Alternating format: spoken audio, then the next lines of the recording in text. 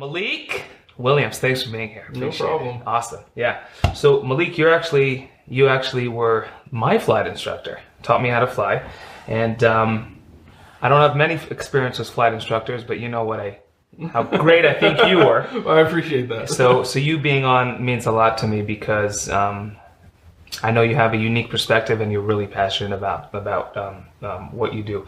So you're a flight instructor. Obviously, every flight instructor was a student at some point as well. Mm-hmm. So your opinion about students and kids or anyone who's looking to get into aviation, you've gone through that whole thing and you're back to where you're at. And actually, in October, you're starting with Horizon. That's correct. So that's exciting. So that's one more step closer to flying for Alaska. You want to fly for Alaska, mm-hmm. which is ultimate goal. Which is ultimate goal. That's awesome.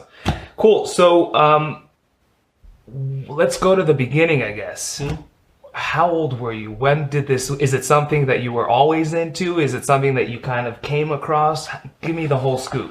It happened when I was really young, about 4 years old. Mm-hmm. My parents, my mom and my stepdad were getting married at that time. And I remember my mom, my aunt, and a cousin of mine, we went to SeaTac Airport to pick up another relative. Mm-hmm.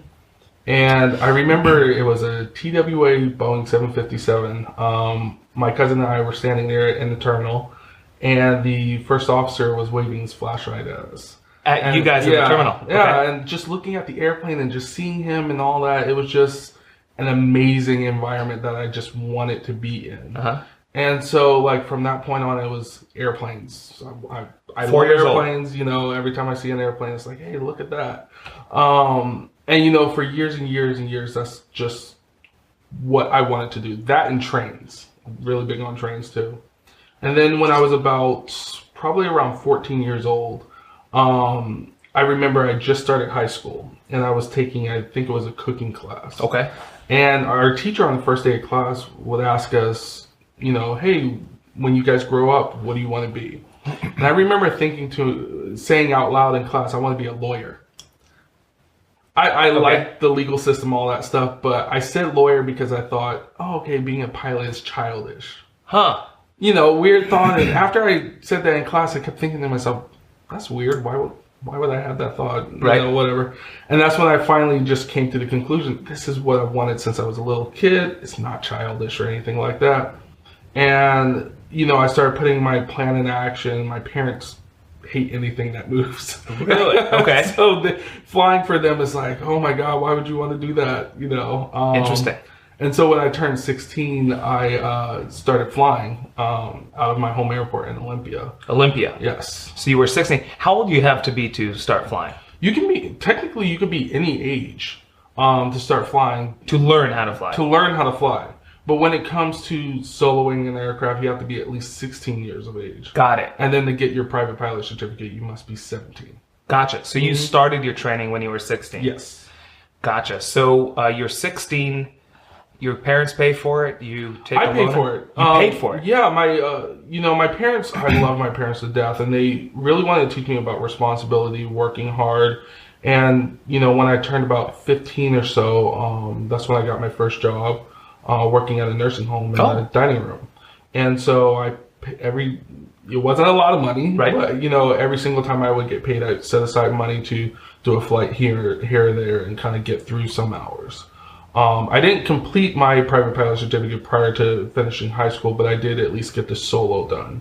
And I got about 30 hours of flight time prior to graduation for high school. Wow. And at the time, I'm assuming the prices were quite lower. I mean, it was still a 16-year-old. That's impressive. A little bit lower, maybe $20 cheaper. $20 cheaper. What plane did you learn to fly on? It was a Cessna 152 primarily for my private pilot certificate. Gotcha. Got it. Cool. So you do that, and then when did you actually take your check ride? How old were you? So I took my check ride. A lot of stuff happened in between. Like I said, I had about 30 hours prior to high school graduation. Uh-huh. Then I opted to go to Embry-Riddle Aeronautical University in Prescott, Arizona. And I did that for about a year and a half or so. And just a perfect storm of stuff happened. December 25th, 2006, Daytona Beach had a tornado. Oh. Destroyed a good portion of their aircraft. Okay. Now, my school, we were planning on getting new Cessna 172s with the G1000. But because Daytona Beach campus had their fleet pretty much destroyed. They got our aircrafts before, we did. Mm-hmm. And so that caused a good year or so where most of us didn't fly. And, mind you, paying a ton of money for out-of-state tuition and so forth. Finally, I did start flying about a year after I started there. Finished all the ground schools and everything, and I got about 10 hours of flight time with Embry-Riddle in a Cessna 172. And it got to the point, this is around probably 2007, 2008 at this point. So just you got your 30 hours and soloed at 16. Yep. And then how old are you with the Embry-Riddle? I was about 18, 19 years old. 18, 19, you got 10 more hours, now you got 40 hours. Mm-hmm. Okay. And then at that point, that's when the economy went down. Got it. And so I was in a position where, I've spent probably $95,000 on just school, having got my private pilot certificate, just the worst possible time. Ended up leaving school in Arizona, came back home for a little bit, tried to get some more flight time and everything, but I lost my instructor because he went back to the airlines. So it kind of left me in a position where, what am I going to do? I went to Evergreen State College for 1 quarter. Right. Just so I could keep moving. My parents always raised me, no matter what happens in your life, you can sulk for a little bit, but you have to get right back up and just keep putting one foot in front of the other. And so that's when I decided to join the military at that point. So you said, what was your thinking? I'll let go of flying? Or no, it was more or less, I had gotten to a point in my life at that time where I tried so hard to force things to happen. I need to get this done. I need to, work really hard at flying. I need to go to this school. I need to go to the best school. I need to do this, need to do that. And every single time I forced something to happen, it would fall apart. Wow. And so I just got to a point where it was just like, all right, just kind of throw your hands up. Just if it happens, it happens. If it doesn't, it doesn't. But, take this different pathway. And so I ended up joining the military as a way of, other opportunities. I get to serve my country. And it also gives me that pathway when I complete the military that I can go back to school and be able to do everything that I want to do. And so, I did the military for a couple of years. I was a 25 uniform, as we joke, 25 universal. It's a signal support system specialist. So basically, your communications guy. Did it have anything to do with aviation? I decided not to. Why is that? Just because I wanted to try something different. I did test into it when I took my ASVAB to be able to do it. But at that time, I had learned with all the different branches and everything, the Army was the best fit for me. As well as at that time, I found out that rotorcraft doesn't count for fixed wing. So I would have had to do a whole bunch of extra stuff in order to get the fixed wing hours. I would have had to re-get my certificates and so forth.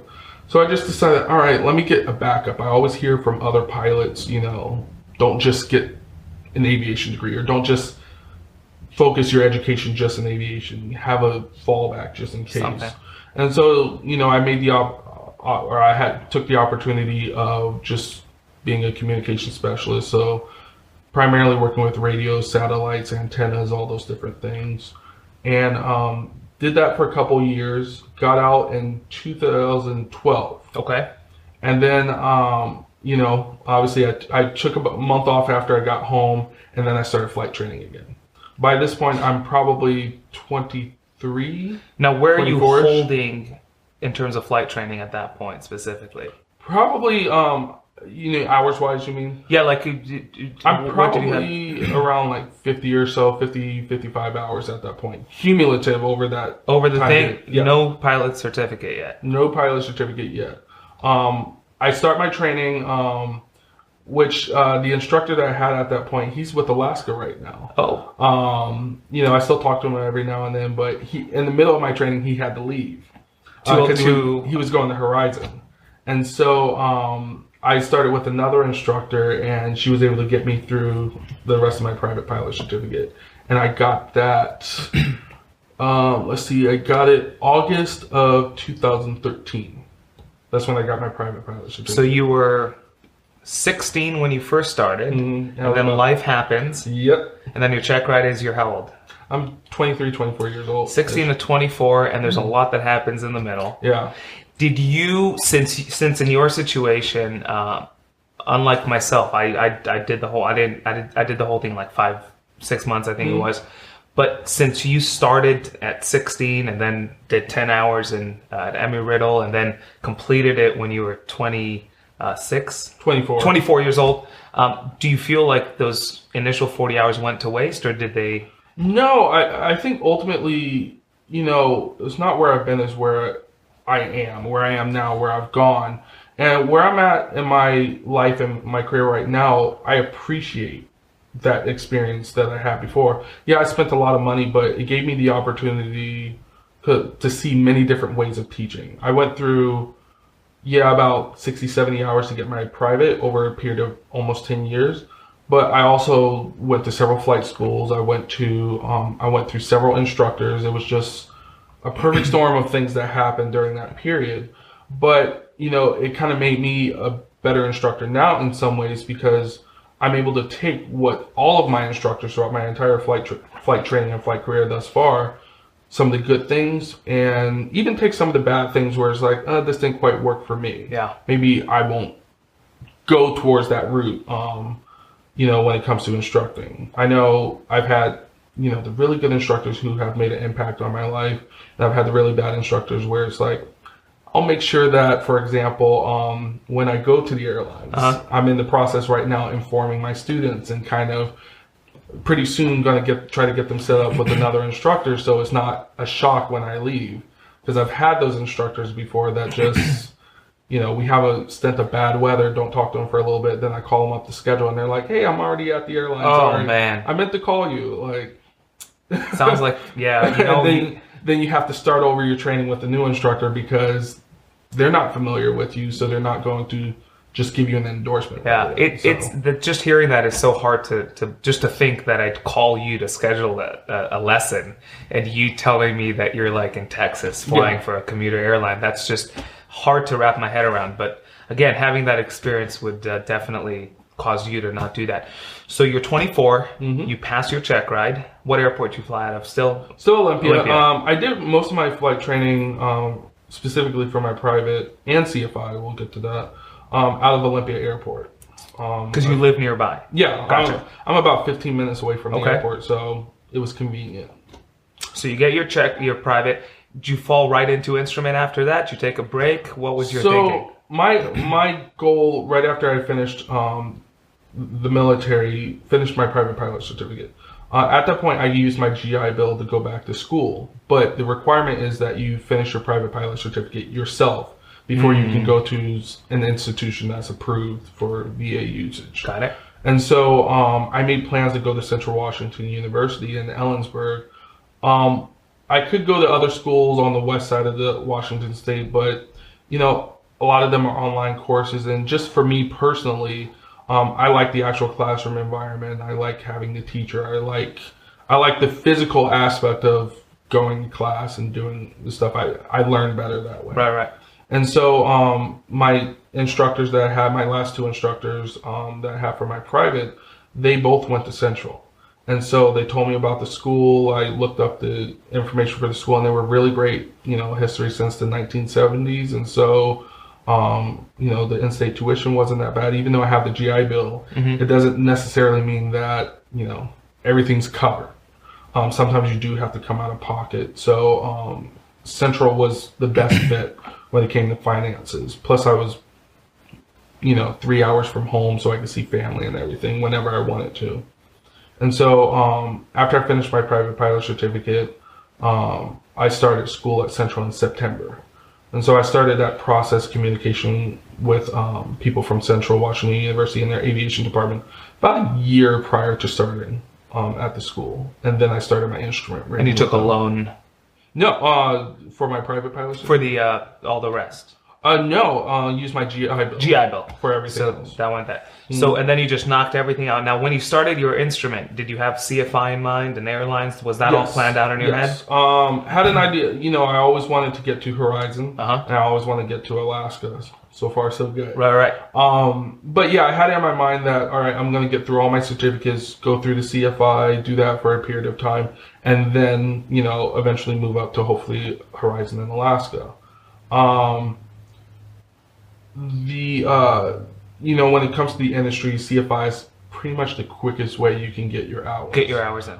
There are other... And for those who don't know, CFI is Certified Flight Instructor. Yes, that's correct. So once you started your instrument, you knew what you want to do.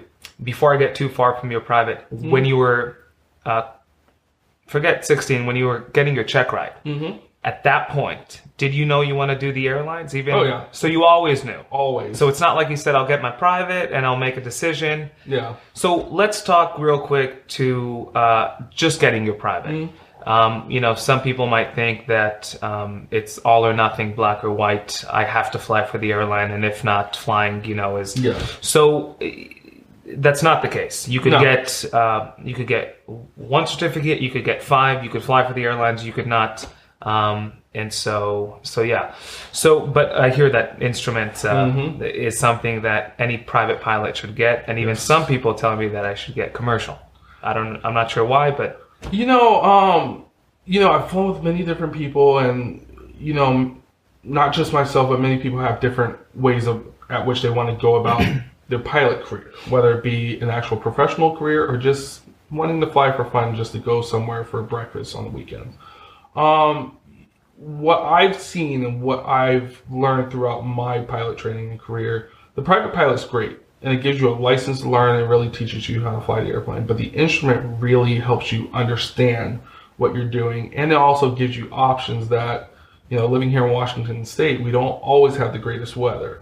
And I've been in situations before where you take off, everything looks great, and then all of a sudden, boom, you know, it goes, you know, instrument. Quick. Yeah, very quick.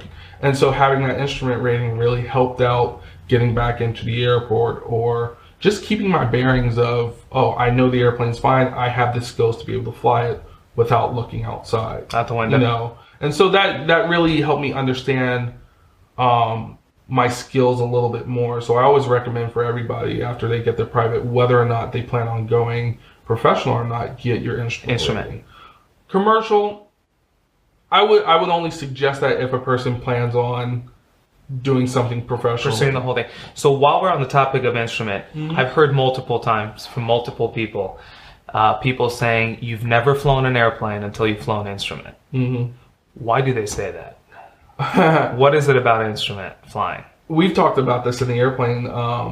You know, with the instrument, you have to focus on your instruments. You have to trust your instruments. And then with the private pilot certificate, you're really learning how to fly the airplane. You're looking outside a lot. Now, you know, I joke about this a lot with my students in the airplane, that I can see what you're doing with the airplane before you even see it yourself. And the instrument and just the finite training that, or the really specific training that you get, you really see those subtle changes in the aircraft before your instruments even show them, sometimes just by how it feels, sometimes little things that you do, even looking outside. You lower the nose of the aircraft just a little bit. It's like, oh, we're going to start descending before, you know, the instruments even show it. And so really during the instrument, you learn how to fly the airplane. It's not just, you know, get and go. You really learn how to manipulate the controls. So you really you only hold your altitude really once you do instrument. Yeah. Like, because when if it's not instrument, you're up and down 100. Yeah. Gotcha. Okay. Instrument is like, no, you don't want to, if you're in the clouds and you can't see anything around you. As I've said to many students before, because I'll do it for their pre-solo cross-country progress check, I'll usually put them in a simulator, and I will put them in actual IFR conditions, and you know, I tell them, like, when you go into the clouds, it'll feel very lonely. You know, you won't have any sense of motion. You're just there in the airplane. So you probably don't want to make big movements with the controls. And so very subtle movements will help you get to where you need to go. And so you start to understand, like, oh, I probably don't want the aircraft to balloon up 100, 200 feet or whatever. So you're going to try to catch those things before they happen. Because in instrument flying, the purpose of it is so you can be able to get in and out of certain places with, you know, relatively poor weather, but it also keeps you safe from terrain, other aircrafts, buildings, whatever it may be. So it's a really, really good certificate to get. That's what I hear. So okay, so you get done with your instrument out of Olympia, and immediately I actually got it done out of. I left Olympia after my private, okay, and then went to Ellensburg. You're done with your instrument, and you immediately fall into commercial. Yep. So I know very little about commercial certificate. Do you want to talk a little bit about why we even get a commercial certificate, why it's even there, what's the purpose of it? Like an instrument I get, private I get, CFI I get. What's commercial? So there's I've heard it from so many different instructors, and you kind of joke about it. The FAA wants you to have about 250 hours to get your commercial. You know, 40 hours for your private, 40 hours for your instrument rating, and then you have the rest of the hours, 250 to get to your commercial. And during the commercial training, you're mostly doing cross-country flights to build those hours, but you have to go further routes. And also during the... And real quick, for those who don't know, cross-country flight means what? Yeah, a cross-country flight, basically you have to meet certain minimums during your flight training. And a cross-country flight is, you know, for the purpose of these certificates, if you have to take off and land at another airport more than 50 miles away. So you're not actually crossing the country. Exactly. Okay. Exactly. But yeah, you're building that cross-country time, and during the commercial, you're primarily learning, I think, about 8 different maneuvers or 8 new maneuvers. Most of them you've done during your private pilot certificate, and some during your instrument. Steep turns, slow flight, power on, power off stalls, and so forth. A couple more maneuvers. And so a lot of people have joked that, oh, it's just the FAA trying to get money or waste time or whatever it may be. And throughout my training specifically, you really learn how to really control the airplane. You know, we talked about it during your private. You know, you learn a couple things about how to fly the airplane. Instrument, you learn how to fly the airplane under a tighter standard without being able to look outside. During the commercial is a combination of both of those things, but you're just flying to an even tighter standard. You're more or less learning about more regulations about what you can and cannot do as a commercial pilot, as a certificated pilot too. And you also, some of the maneuvers that you learn, one, you really get to learn the aerodynamics of the aircraft and really how to manipulate the controls and manipulate the aircraft to its to the max performance of what the aircraft can do. But also, I've been in several situations in, you know, real life during flights where I've had to use some of these maneuvers. I've heard it from an examiner before. He hated doing steep spirals. And steep spirals are basically, you know, a spiraling, almost steep turn to a degree at glide speed. So it's a steep turn with a descent. Yeah, relatively speaking. Okay. And he hated doing I think we did emergency descent or whatever for the commercial check ride, but I remember him saying to me, nobody ever does this. I hate doing it. No one ever does it. You'll never do it. And then last summer, summer 2017, I was flying with my instructor during my CFI training out in Olympia. And it was during the really bad fire, so we had a lot of smoke in the area, and it dropped the visibility down to about 4 or 5 miles. Couldn't see anything. We had to climb up to about 5,000 or 6,000 feet just so we can see blue sky. And then we had an oil leak. And, you know, the aircraft that we had is kind of notorious for having little oil leaks from time to time. And so we see that the oil pressure is low and the temperature just high. So I was like, all right, we have to start a descent. Fortunately, we were right over Olympia Airport. We planned ahead, and you're always planning ahead for stuff like this.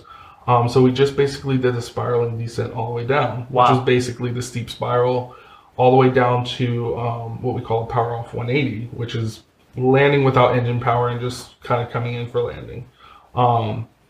And it was funny when it was not eventful. We just did a precautionary landing and took the aircraft back to maintenance. But you ended up using... Yeah, I ended up using all those skills that I just recently had to do. You never know. I was learning them again for the flight instructor certificate. So it's one of those things you never know. It's not as I always say to a lot of my students, it's not a matter of if, but when. And so learning those skills specifically during your commercial pilot certificate really helps you understand why we are doing what we're doing, not what we're doing, or, oh, okay, it's just something I have to learn during a check ride. No, sometimes it actually does come up in real life. Yeah, and whether it is the FAA making money or you learning new things, you're in an airplane flying, gaining hours, and as you gain hours, you gain experience, and you become better at what you do. So no matter how you slice it, you do become a better pilot. The more cross-country flights you fly, I would assume that you just become more familiar with what flying is like. Yeah, specifically on the cross-country flying, private pilot, the most you're going 100, 150 miles. And that's just like once. Yeah, and that's once. But when you get to the commercial, you have to start going even further. And you start to realize, you start to learn a little bit more about weather. I know during my commercial, it took about a month to do my flight from Ellensburg to Medford. Wow. Weather's great in Washington, but way down there in Oregon. And when you say it took a month, it didn't take you a month to get there. It took a month to wait for a good day where the weather worked out. Exactly. That's Washington flying. Yeah. But in general, because of that, it made me look at weather a lot differently. You have to think about flight planning differently because now you may be going to the furthest extent that the airplane can fly safely. So you end up having to refine your flight planning skills. So getting a commercial pilot certificate, if you want to look at it for a professional point of view, you have to have one. But if, as we were talking about before, all right, private instrument, that's great to get. But if you want to really fully understand the aircraft and, really understand what you can do, regulations and more or less so, definitely get your commercial because you'll get those skills in the process. It can't hurt. How much instrument flying is involved in your commercial? Or is it basically VFR all over again? It's a mixture of both. There's a certain amount of hours that you need to have instrument-wise. I believe it's 10 hours. You need to have extra instrument during the commercial. And that means as you perform those commercial maneuvers while referring to the instruments? No, it's more or less instrument approaches and you're just doing an instrument flight. And that's just to stay current and everything with your commercial. Now, it's not a requirement that you have your instrument rating during the commercial. However, it's important that you have it before you get your commercial. It could help. It's a better setup to do it that way versus... A commercial pilot certificate without an instrument rating, in my opinion, is pointless. Gotcha. Because you're limited to how far you can take passengers. You can't fly at night. There's a lot of limitations to that commercial pilot certificate. So it almost makes it pointless. It's a waste of money. Yeah, it's a waste of money to get the commercial and not have an instrument rating. So, what most people do, they'll get their private and then they'll get their instrument rating and then they'll do their commercial right after that. And then once you get your commercial, you have the privileges as a commercial pilot who's also instrument rated.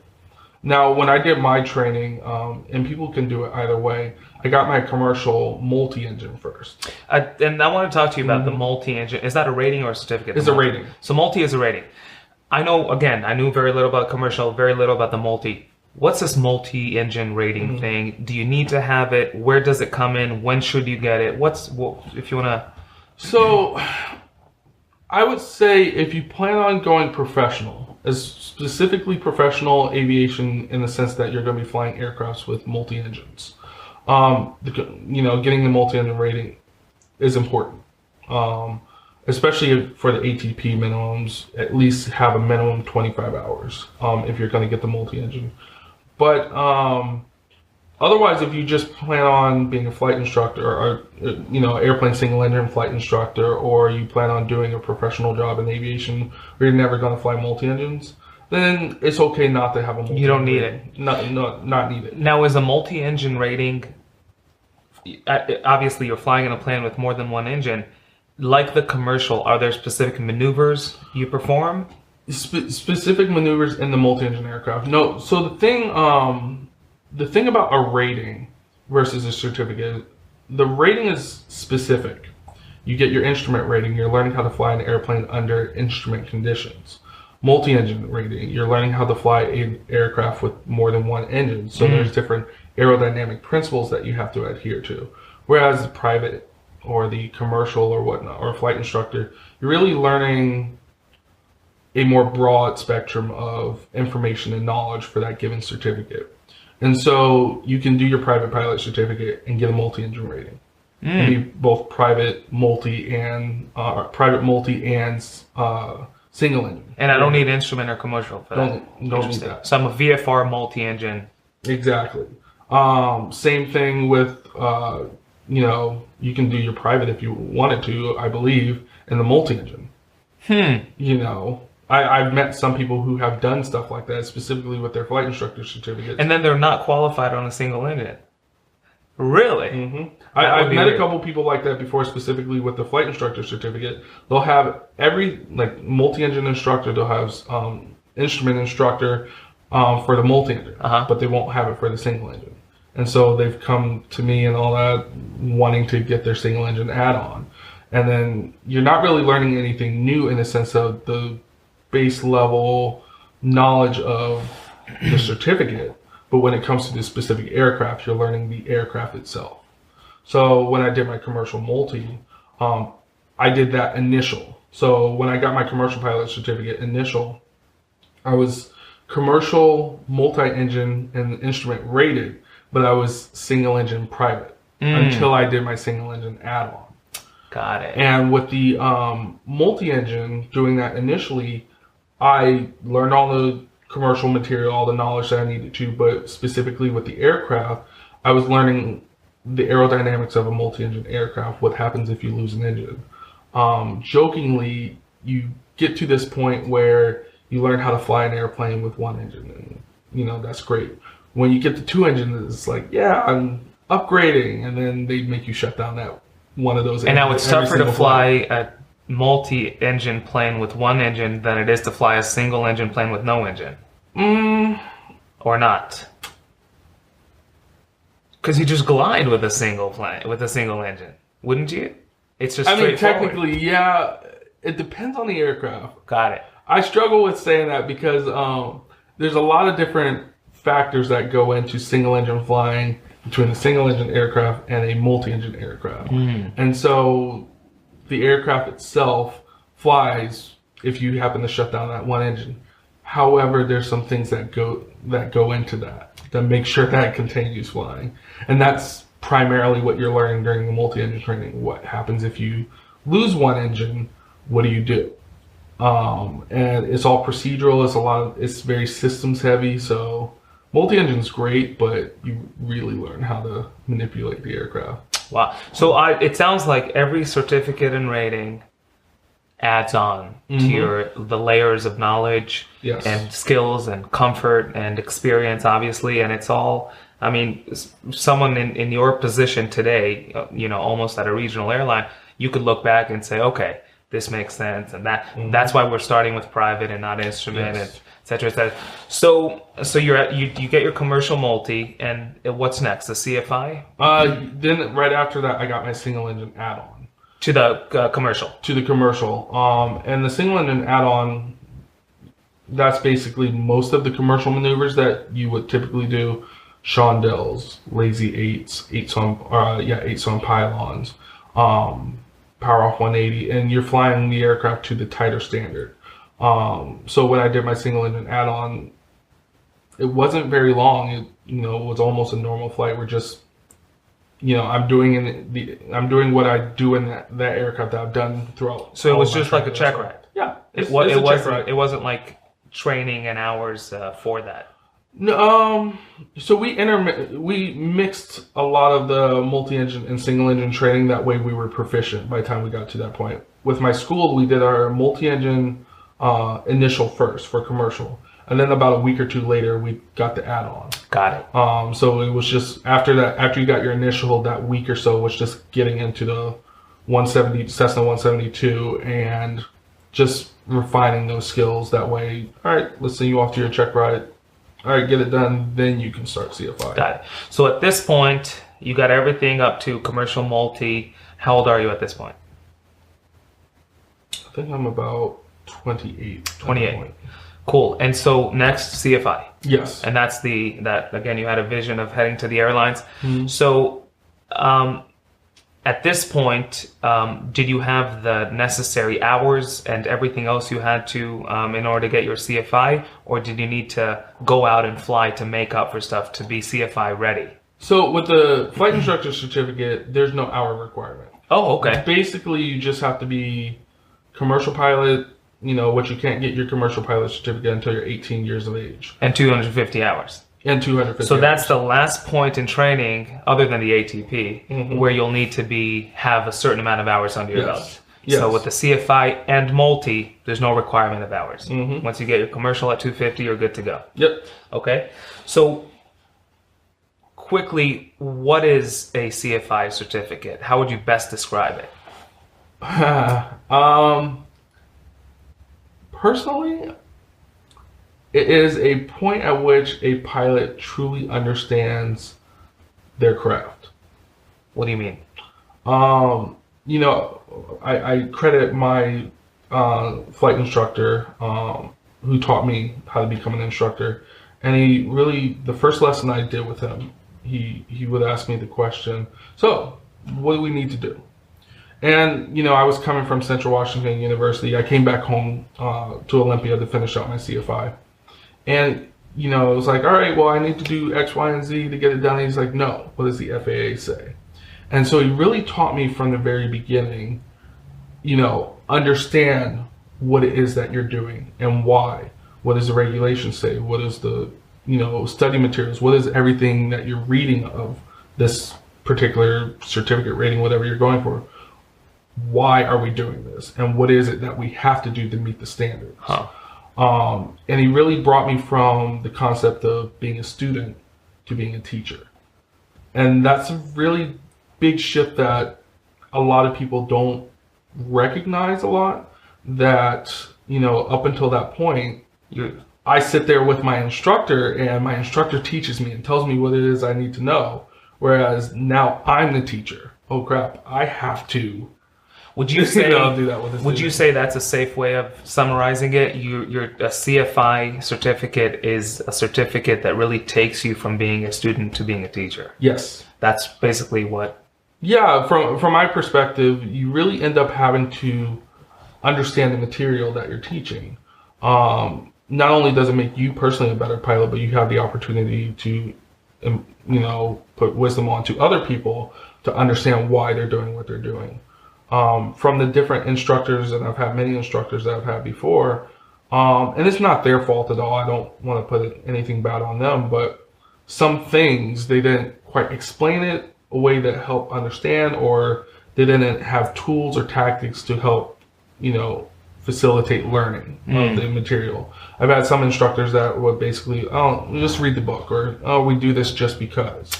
But actually understanding why and helping your student with that, I've seen personally and with my CFI instructor that you really see that when the student actually understands what they're doing, you see them be a lot more successful in their training. And it makes it easier to teach them new things. And one of the things you learn during the CFI, a student is only ready to learn when they want to learn.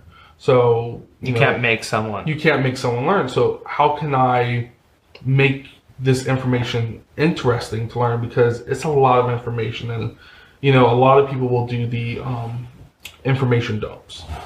Just throw information at you like a fire hydrant. But how can I switch up that information to make it somewhat interesting and make sense of it when we're in the airplane? Why is it, for example, when we're doing a run-up check, why does the carb heat go there? When we pull the carb heat, why does the RPM drop? Well, let's talk about that. Let's actually explain it and see it and understand why that's happening. And just when you understand why, if you're a curious individual, which most people are who want to go flying, you tend to see these things in a different way, and it helps you understand the material a little bit more. And by being a CFI, you end up learning it yourself. Whatever you didn't understand before, you end up having to learn it. But at the same time, you end up growing as a pilot, as a person, and hopefully helping other people get to that point also. Percentage-wise, what percentage of the CFI certificate has to do with flying, and what percentage has to do with becoming a teacher? 90-10. 90 has to do with teacher. Mm-hmm. And you've already done your flying beforehand. Yeah, because this flight instructor certificate, you're doing all the same, just a basic CFI, where you can teach private pilots, commercial pilot students, and you can do various other things. But, you know, with that initial CFI certificate, the flying portion, you learn how to fly from the right seat. It takes about 10 hours roughly to kind of get used to flying in that right seat. And for those who don't know, up until that point, as a student pilot, you actually sit in the left seat in the airplane. Correct. And so when you say you start learning how to fly from the right seat, you're talking about a whole new position in the airplane. Exactly. To get used to doing all the things. So everything's on the opposite side than you're used to. And so that's what you mean by learning from the right seat. Exactly. Okay. You know, we tend to learn by muscle memory a lot in the airplane, so we know how it feels. You know, usually sitting on the left side of the aircraft, I have the yoke in my left hand and the throttle in my right hand. Well, now when you're CFI, it's backwards. And so now your sight picture inside the airplane changes. So it usually takes about 10 hours to get used to it. But ultimately, once you get used to flying in the right seat, you're doing all the same maneuvers that you did during your private pilot certificate and commercial pilot certificate. So flying the aircraft, relatively speaking, is easy. As long as you can do the maneuvers to the standards and be able to demonstrate them as well as teach them at the same time while you're doing them, then the flying portion is the easiest part. The hardest part, other than the fact that you're doing it from a different seat. That doing it from a different seat. But ultimately, you've gotten to this point in your career, I suppose. You've gotten to this point in your career where you've had to demonstrate these maneuvers already, and you satisfactorily completed them to the FAA standards. So do it from the right seat. So that would be the most challenging part, flying-wise. Flying-wise. With the other portion, it's mostly the ground portion. And you learn two different sections. You actually have to take a written test on it. Fundamentals of instructing. And that's where you learn how to be a teacher. Yes. The psychology aspect of teaching and really understanding how to communicate with other individuals. Because we're all individuals, every student's going to be different. So you kind of have to have a type A personality to be a flight instructor, because you have to communicate with many different people, and there are some people that are harder to crack than others. So you really have to figure out ways of reaching them and helping them reach their full potential with flying. And then the other portion is the flight instructor airplane. You have to take a written on that, and that's understanding the aerodynamics, the other principles of flying, meteorology and systems, and all the other aspects of flying an airplane. And you really end up spending a lot of time on the bookwork knowledge, because, as I said, you know, up until this point, you were a student. You were fed this information. You know, we kind of go with the concept of, well, my instructor said, and my instructor, he hated that. You know, he always said, and I think I've said this to you before, I'm not God. You have said, yes. I get stuff wrong, so we always want to look up the reference material to make sure that what's being said is correct. That is always your source. And so when you're going through your CFI training, you end up having to go through all those materials and really double check yourself of what you think you know versus what you should know. Because now you're not only referring to yourself, but you're sending people to those places to gather information from. Exactly. And so you want to make sure you have the most up-to-date knowledge on the material, because you're going to have to teach it. And it's important that you actually understand the material since you're going to teach it, because not every subject that we learn will be understood immediately by every single person. Right. I've had some lessons where people understand it right away, and then I've had some lessons where it'll take a little bit more time to really get through to the individual what I'm trying to get them to understand. And so for myself, if I understand the material, then I can figure out different ways of, maybe how can I explain this in a different way to help them understand? What can I use to help them relate or correlate this information to something else that they know? I know a lot of times, for example, when we first start flying, I bring up driving a car versus taxiing an airplane on the ground. Driving a car, you use your hand to steer the aircraft, and you use your foot the press on the gas pedal and the brake. Whereas in the airplane, you're using your feet to steer and press the brakes, and you're using your hand to accelerate or decelerate. And so it's kind of backwards thinking in a person's mind. So I kind of help them, remind them that, okay, this is the connection. Think backwards of it. It's kind of, you're not going to go like this inside the airplane on the ground. That's not going to work. And we're all guilty. Yeah, we're all guilty of doing that. I've done it for sure. But you try to find ways to connect with the individual in different ways to help them understand the material. And the more you as an instructor understand the material, the better you can be for your student. So the statement is always, whether you're an instructor or not, a good pilot is always learning. You're always honing up on your skills. You're always trying to find new information to help you better understand what you're doing and why. And to add to that, the information is always changing, whether you like it or not. So if you don't learn, you're behind. Exactly. So if I have no aspirations of becoming an airline pilot, would getting a CFI certificate be a waste of money? And if not, why not? Well, not everyone has to go into the airlines. A lot of people will think, oh, you have a commercial pilot certificate. What airline do you work for? That's not always the case. So I've had many friends who choose not to get a flight instructor certificate. And, some of them, I have one friend who's working in Arizona doing Grand Canyon tours. I have another friend who she does some cargo work with a small little company flying all around the U.S. So there's other ways of getting your hours in other than flight instructing. Exactly. Huh. Other ways to get your hours other than instructing, but it doesn't mean you have to ultimately go to the airlines. Airlines aren't for everybody. Some people want a little bit more of a relaxed job. My old flight instructor, she does a lot of seaplane work now, and she worked with a company that would take Cessna 172s and Piper Warriors, and then they refurbish the engines with turbocharged engines or whatnot, and she test fly a lot of those airplanes. So there's many opportunities out there in the industry. It's just a matter of how you get to that point. That may differentiate a person's path. So some people will do the instructor route because it's the quicker way of getting there. Some people will, get their hours and then they work for a small, Part 135 company like Ameriflight or whatnot when they have about 500 hours. So there's many different pathways. It's not just airlines. I know at my company I speak to a lot of corporate pilots.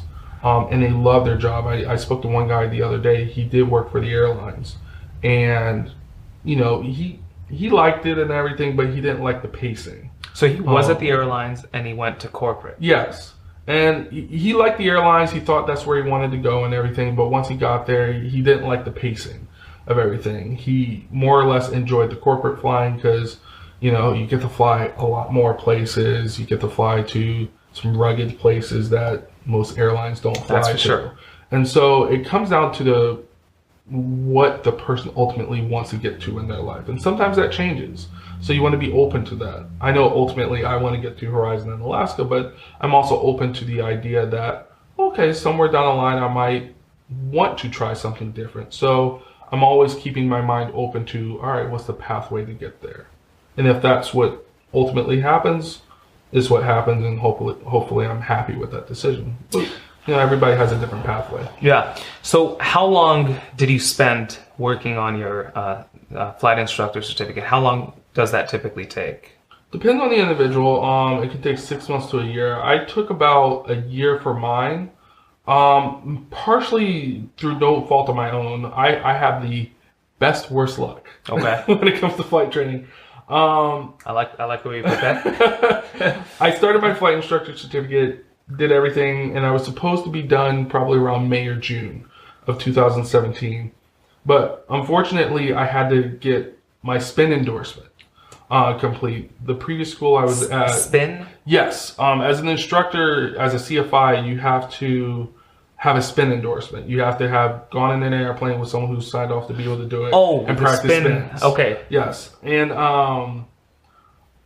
the endorsement that I had I didn't have an endorsement, but the flight that I did previously that was for spins, the instructor that I flew with wasn't certified to teach flight instructors. And so I had to redo the flight for spins. So before we get too far, for those who are watching and don't know, so spin is a maneuver in an airplane that you only actually train and do to become a certified flight instructor. Correct. Because it's too dangerous to train in other certificates. What is a spin, and what goes into getting your spin endorsement? So a spin, not to get too technical. Not to get too technical. But it's basically a stall that just results in a corkscrew pattern. And a stall is when basically the airplane stops, or I shouldn't say stops, but it doesn't produce enough lift to continue flight. And so as a result, the aircraft will be uncoordinated and get itself into a spin. So it's a bad situation where if you're not at the stage you're currently at learning to become a flight instructor, the FAA says we don't want anyone. Yeah, I believe what happened years ago, the FAA, pilots will learn it during their private and early stages of training, and they saw that a lot of people weren't recovering from it properly, and so more accidents were happening because of it. And so after some research and everything was done on it, they kind of figured out, okay, well, more people are doing spins by practicing them, especially at early stages. So how about we not require it for early stages? That's not good. And then they saw a drop in spins happening. So they make you do it during the CFI primarily just so, one, you can teach it, how to avoid it, but also as an instructor, if your student who's brand new learning how to stall an airplane and all that, they inadvertently get you into a spin, you know how to get out of it properly. And so, yeah, I had to go through that training for that. And during the spin, that is the first. So it's the first time I heard of a spin endorsement. So you go to someone and you go up with them, and all they teach you is how to do spins and recover. Yes. And then they endorse you in your logbook that you're good. Yes. So there's people. Is it any flight instructor or? Technically, any instructor could teach it. But when you go to certain schools, they'll typically have individuals assigned to, like, all right, you will be the spin instructor. Personally, for me, I don't really care for them, but we have an instructor at my flight school who specifically teaches it. But yeah, you go up with them, they'll demonstrate a couple for you, then you'll do a couple. You'll show your knowledge of, one, how to recover from a spin, but what is a spin? How do you get yourself in one? When is it more likely that it's going to happen? How do you recognize it and be able to give that knowledge as well as the skills inside the airplane? Once you satisfactorily complete that, then that instructor will just give you a logbook endorsement saying, hey, you have received spin training. And you need that to complete your flight instructor certificate. That's one of the endorsements that you have to have. And then by the end of the flight instructor certificate, same thing, check ride? Yes, check ride. Talk a little bit about the CFI check ride. The check ride itself, it is very long. That's what I hear. It's very long. My ground portion was about 8.5 hours. Wow. Just to put things in perspective, my private ground portion, I want to say was an hour or a few minutes less than an hour. Yeah. He was like... Yeah, it's very quick. So you sat there for 8.5 hours. Okay, go ahead. I've heard people have 10 hours of ground for their CFI check ride.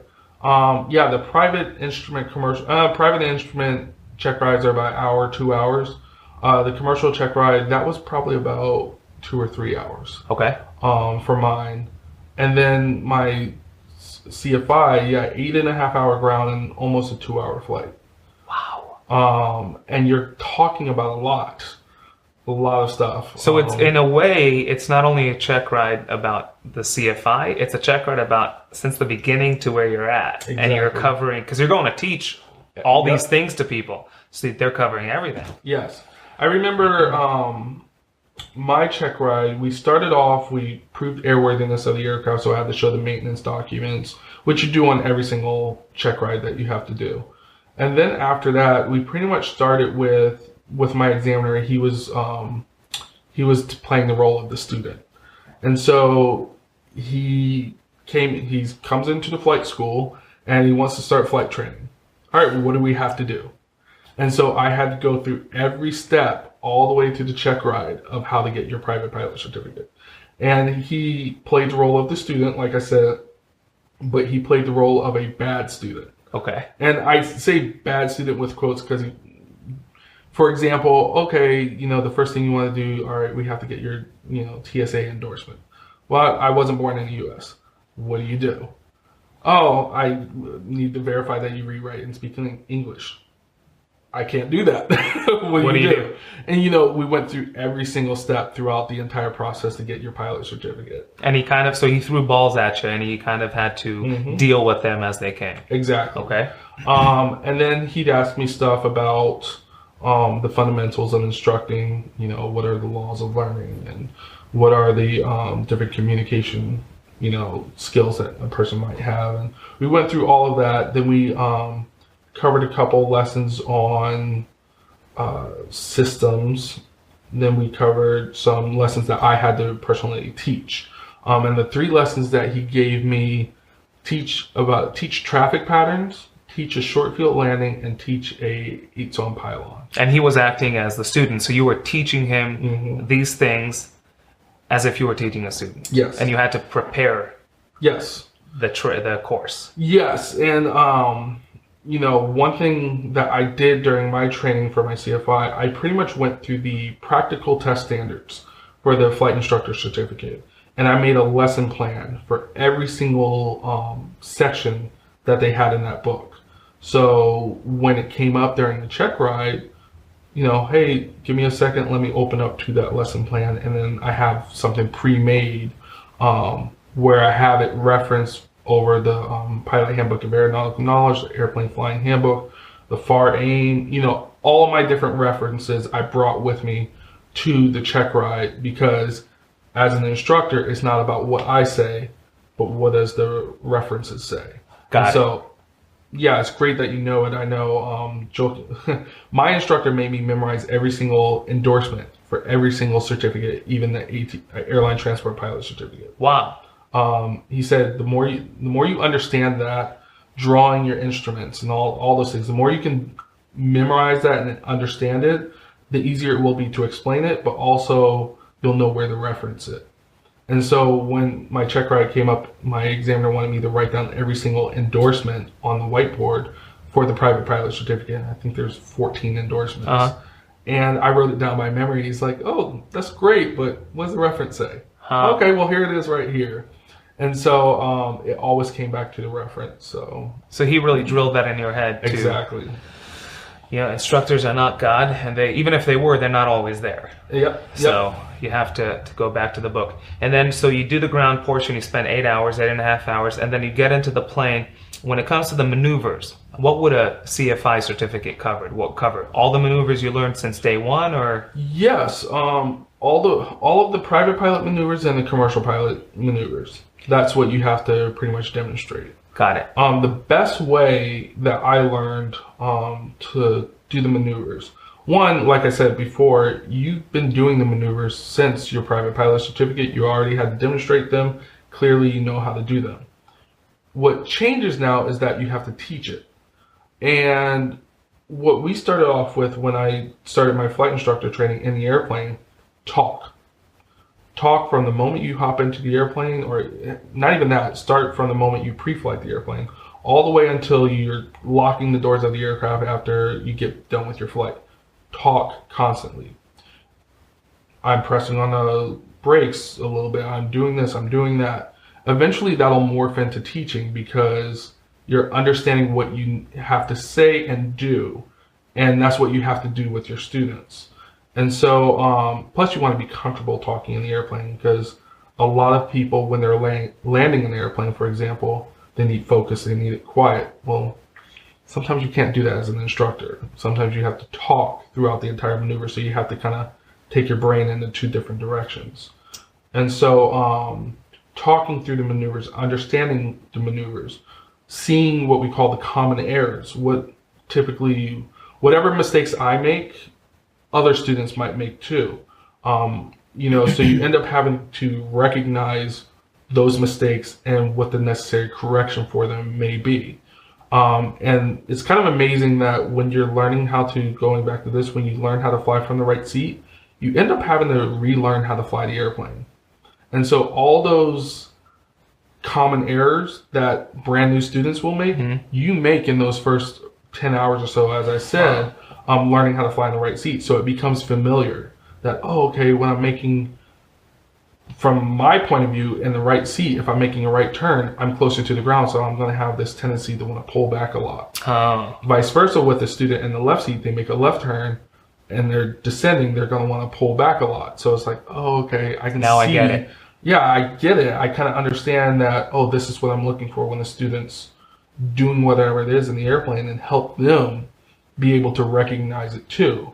Because everything you do in the airplane is what you see, what you feel, what you smell, what you taste. You know, Right. You're using all of your senses in the aircraft.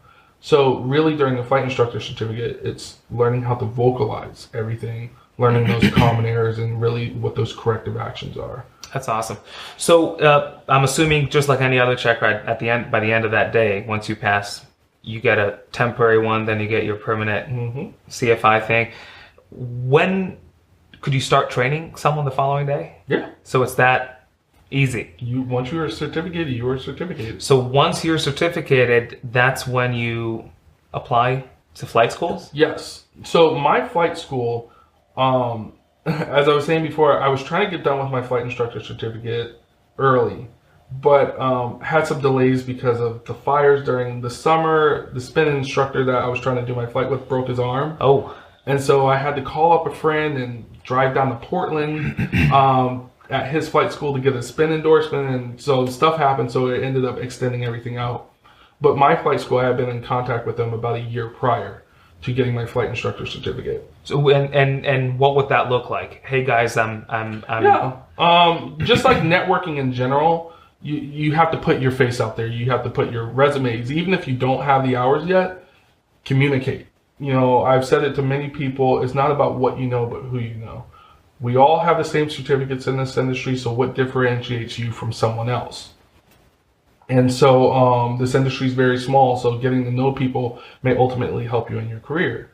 So for those out there who might be just getting done with their commercial or not even, but they want to become a CFI, so you're saying it's not a waste of time on their part to reach out to a flight school before they even began CFI flight training? Schools or even the airlines, I was communicating with Alaska and Horizon back when I was 14. Were you really? Yeah. How? Right, I wrote a letter. Hi, my name is Malik Williams. I want to potentially be a pilot for you guys someday. Teach me. Is that? Did you hear back? Yes. What they say? I spoke to every single airline out there. One of my best friends, I met him 15 years ago at this point, just by writing a letter to Continental Airlines, and he was an intern at the time. Who do you send the letter to? The P.O. box on Google Maps with the airline address? I would go to the airline website and I just look up their address and I just write a letter, and they would forward the letter to the flight operations department. Malik, I did not know this about you. I'm a nerd in that sense, but Southwest Airlines, when I contacted them, I couldn't get an address, so I wrote on their, I think it was their website, but it was a customer service kind of response page where you can just write, you know, a small little 180 character blurb. And I wrote like, hey, my name's Malik Williams. I want to learn, you know, teach me, whatever. And I got a letter back from them and maintained communications with a lot of people. When I was 15, 16 years old, I was invited up to Alaska Airlines up in Seattle. Was able to get in their MD-80 sim when they had that, and meet, you know, a lot of people in the flight operations department.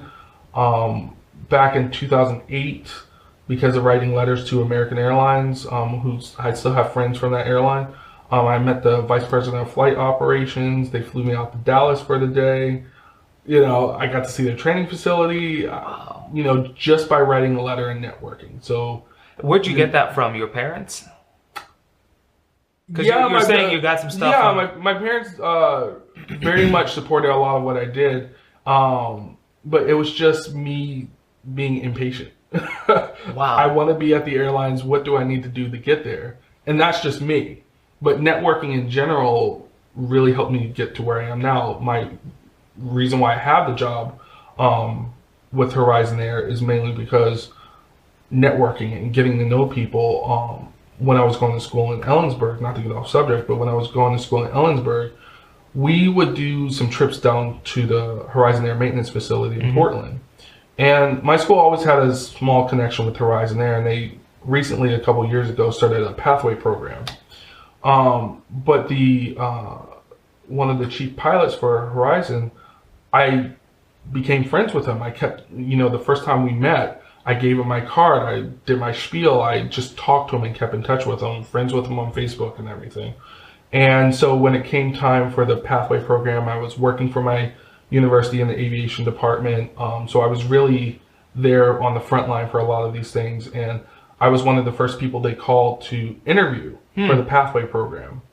And just because you've the networking that you've done. Yeah, I mean, I've always been, a go-getter. My grades are really good, and I make it kind of obvious that I want to go the Pathway of Alaska Air Group. So, so you let them know that you want it. Yeah, my name's on the short list for a lot of that. And so when I did my interview with Horizon, I knew everybody, and so it's just like, oh, why do you want to work for Alaska or Horizon? Even though they already know the answer to this, it's a formality, but I already know you. You know me. You know why I want to be here. So. That's awesome. And this is what you're talking, the networking part. This is again, this fascinating that you've done this at 14, but this is something that doesn't cost money. And there's no age restriction. And there's really no limits because you could send letters, you could meet them in person, you could keep in touch with those who you do come across. And so it's all these things that this is fascinating because, again, there's so much more to becoming an airline pilot than hours and experience and ratings and degrees. There's a lot to it. And I think what you just described is something, again, you're, like you said, you're a nerd, you're a little on the, you did network since you were 14, but even a little bit of that, I think, could go a long way, and I hear that from many pilots, more so than other jobs. And so my job as an instructor, I contacted them about a year prior to me starting there. I kept in touch with them. I was kind of keeping them up to date, like, hey, here's how it's going with my flight instructor certificate. I let them know whenever I had a delay. And then I let them know when I had my check ride, and then literally the next day after I finished my check ride, I sent in my official application. And then the next day right after that, they're calling me, hey, come in here for the interview. Because we have to go through the formality, but we already hired you a year ago. Wow. We just needed you to get your So it sounds like what you've done since you were 14 was make sure that the moment someone hires you, you're not a stranger at that point. Exactly. And if anyone could come close to doing that, the better. Yes, exactly. No one wants to hire a stranger. Again, you don't have to go into the airlines if that's not where you want to go. But this industry very much, for lack of a better word, is almost like a boys' club. It's very much who you know, who how well can you rub shoulders with people. I'm not saying it's right or wrong. It just is. You meet one person now, they may know the next person down the way. So you never want to burn bridges with people. But ultimately, it comes back to, hey, I'm going to have to work with this individual. Do I really want to spend 3 or 4 days with them on a trip? If the answer is yes, then yeah, I want to work with you. I want to hire you. If the answer is no, sorry, but we're looking for someone else for this opportunity. And so you really have to put yourself out there, and funny enough, I'm more of an introvert. I like to keep to myself. I hate big crowds, but when it comes to this is what I want to do. So if I have to put myself out there, then I have to leap. Absolutely. So, like I said, this industry is very small, and I've met a ton of people in this industry whom know the next person that I end up meeting, and it's like, oh yeah, I met so and so. Yeah, we know a mutual person. Side story, one of my buddies, when I was going to school with them, when they interviewed with Horizon, the person that they interviewed with was a person I went to school with when I went to Embry-Riddle in Arizona.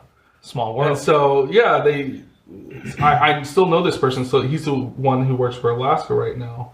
Or he works at Alaska now. He was working for Horizon at the time. But you know, I still keep in touch with him. He knew I was going to Central, and these pilots came from Central, so he was like, "Hey, do you know Malik?" And so they had a little bit of a conversation simply because they all knew me. And so, you know, this industry is very small, so you always want to make a good first impression with a lot of people because it may help you down the line. Absolutely. So, like you said, the day once you get your you pass your CFI check ride, you could start training. And in your case, you kept in touch with the flight school, and so you end up at the flight school.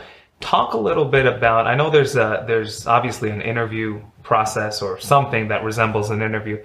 What would getting on with a flight school as a flight instructor interview look like and consist of? Mine was fairly. Everybody will have their own individual story. Mine was fairly easy because I had been talking with them for over a year. My interview was, "Hey, how often can you work? We need someone to work weekends." So they knew who Malik was. Yeah, that was kind of about it. I have heard other people where they were grilled almost like a check ride for their interviews. So, is there a flying portion that goes into that? Well, there's always a flying portion because when you first get hired by anybody, they need to, one, get all your certificates and documents, but also make sure that you can fly. You know how to fly. And for insurance purposes, since they have to add you to their insurance, they need to give you a checkout in their aircraft. And the checkout basically, I always laugh about it, is basically your private pilot flight portion check ride all over again. Huh.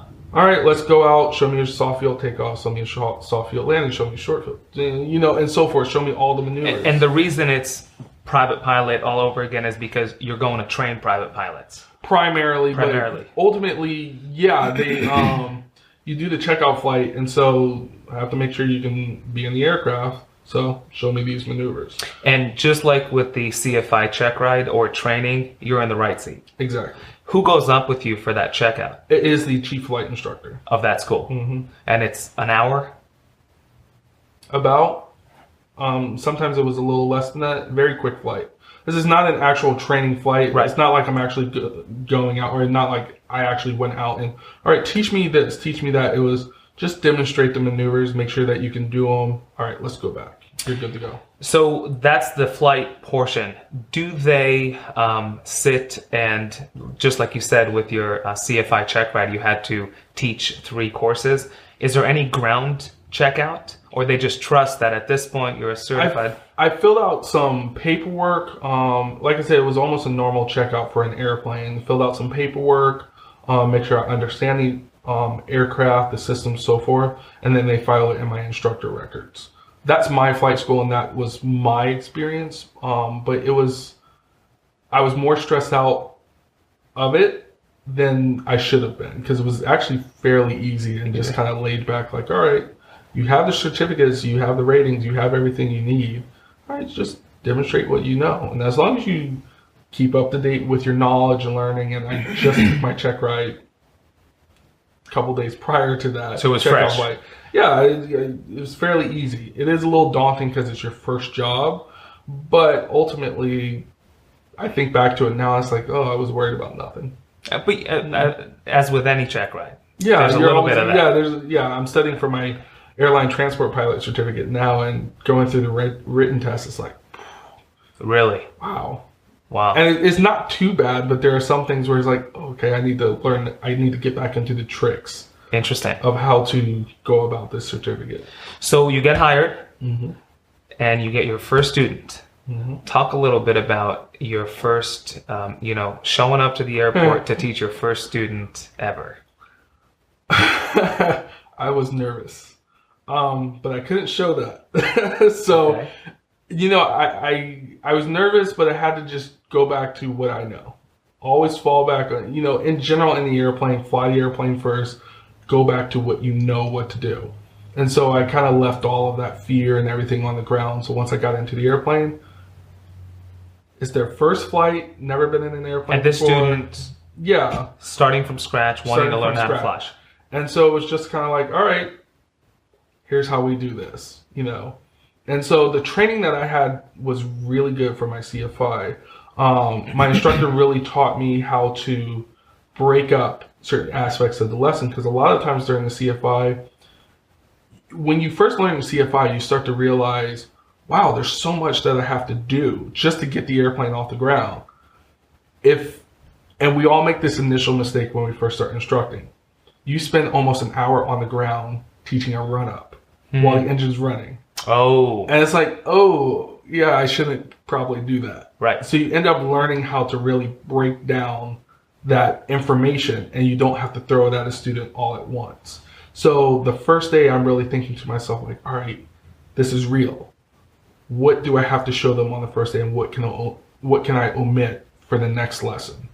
And so that was probably what kept me occupied the most. Yeah, this first flight's basically, all right, let's take off, let's climb up, let's do basic climbs, turns, descents, all that stuff in the airplane. But really figuring out, okay, what information do I have to omit from this? Because you can tell with a brand new student when you're giving them information overload. In that first flight, they're only going to retain maybe that much of what you tell them overall. Because first time going up Exactly. in an airplane. Exactly. So, you know, that first flight, like I said, I was nervous at first, but once I actually got into the airplane, it was basically a thought process in the game with myself of, all right, what information do I need to give to this student? And then on the next flight, I can cover a little bit more because they already have this previous knowledge here. I don't have to reteach it again, so to speak. So this brings me to something I wanted to talk to you about. You know, there's this concept of syllabus in this industry. And it's basically, let's call it a game plan. And there's, you know, different types of training, Part 61 and 141. But when it comes to your personal, you know, today after instructing for quite some time, I'm sure you've come up and realized and invented a certain personal Malik syllabus as to how you think you do best and students pick up things better. Is that something that just trial and error, you figure it out, maybe I should teach this lesson before that, or do you have something you go by? Yes, and yes. Okay. We do have a syllabus that we do follow with my flight school. I tend to like it a lot and agree with it. We'll change it every now and then, but for the most part, I tend to follow that. And depending on where the student is, whether it be Part 61 or 141, which is a little bit more And real quick, what is Part 61 and 141 for those who don't know? So Part 61 and 141 is a different variation of training based off of the FAA standards. With 141 training, it's a little bit more stringent. You know, the hour minimum tends to be a little bit lower, but you end up having to, you know, do progress checks, and you need to meet certain milestones within your training, and you can't move on from that point in the training until you pass that milestone. So you're doing things like progress checks and, you know, different little written tests and everything prior to the point where you get to your check ride. So it's more like supervised and a little overseen. bit, yeah, a little bit more there. You know, you have to fly with the chief flight instructor for some flights, and, you know, things go above my head as an instructor because I need, you know, upper echelons of, you know, management to sign off on certain things for you to do stuff if you're 141, which isn't that bad. It's pretty easy.